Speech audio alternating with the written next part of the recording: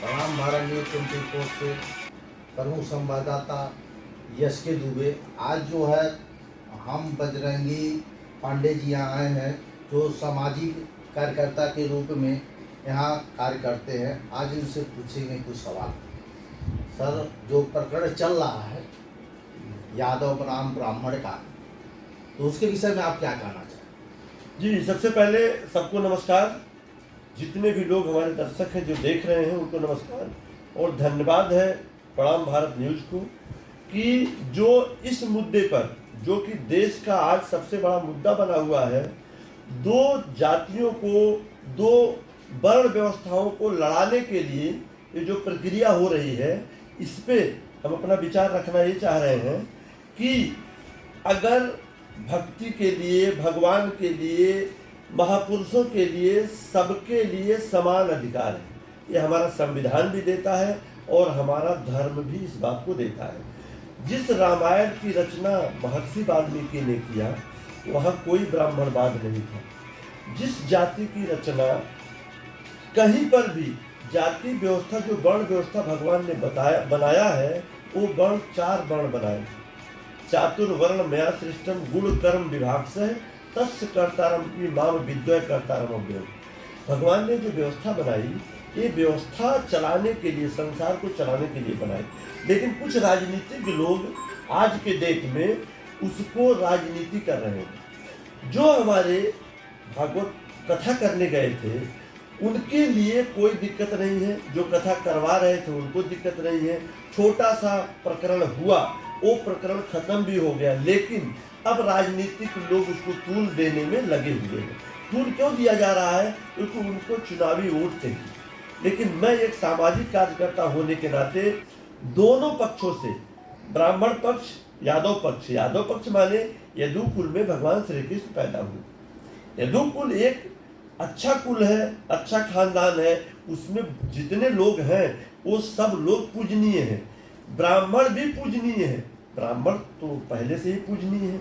लेकिन ये जो बीच के लोग हैं, हमारा ये विनम्र निवेदन है आप लोगों से हाथ जोड़ करके कि किसी के बातों में बहकावे में न आए।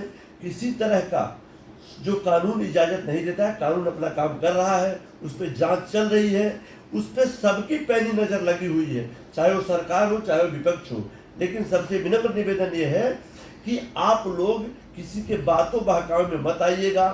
आप लोग अपने अंतरात्मा से जरूर पूछिएगा कि अगर हमारा सनातन, हमारी संस्कृति, हमारी सभ्यता और हमारा भारत देश अगर रहेगा तो हम ब्राह्मण रहेंगे, क्षत्रिय रहेंगे, वैश्य रहेंगे, शूद्र रहेंगे, तब चारों वर्ण की व्यवस्था हो पाएगी।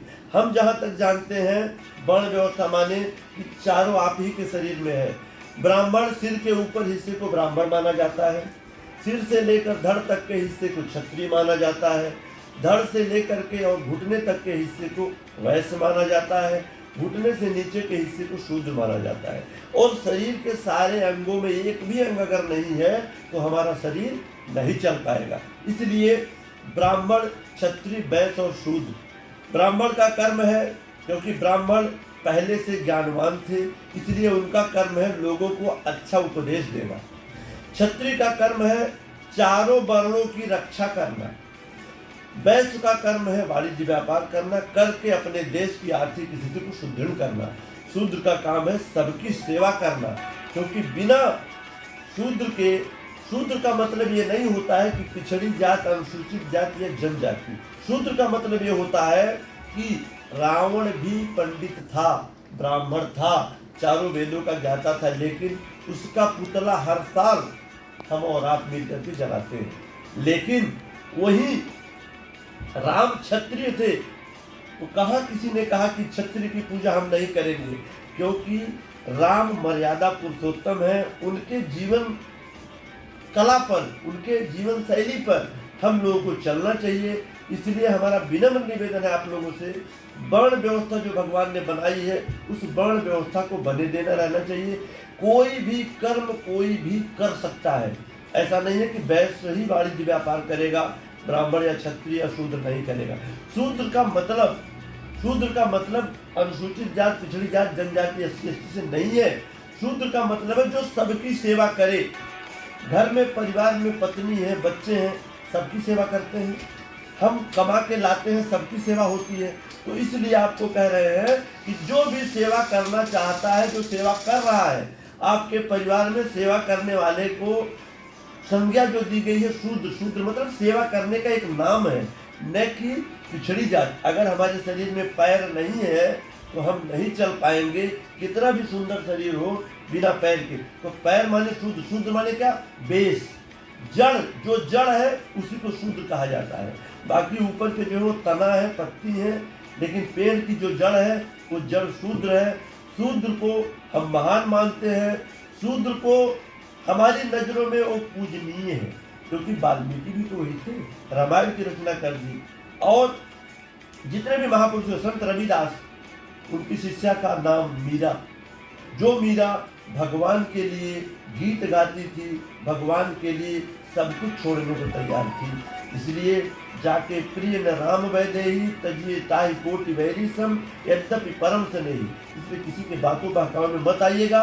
बातों बहकाव में अगर आना है तो आपका धर्म क्या कहता है, हिंदुत्व, सनातन संस्कृति और अपना देश, भारत देश को बचाने के लिए कुछ भी किसी को करना पड़े, चाहे वो यादव हो, चाहे वो ब्राह्मण हो, चाहे वो क्षत्रिय हो, चाहे किसी भी जाति बिरादरी का हो, सारे लोग पूजनीय हैं, क्योंकि वो हमारे सनातन के लोग हैं।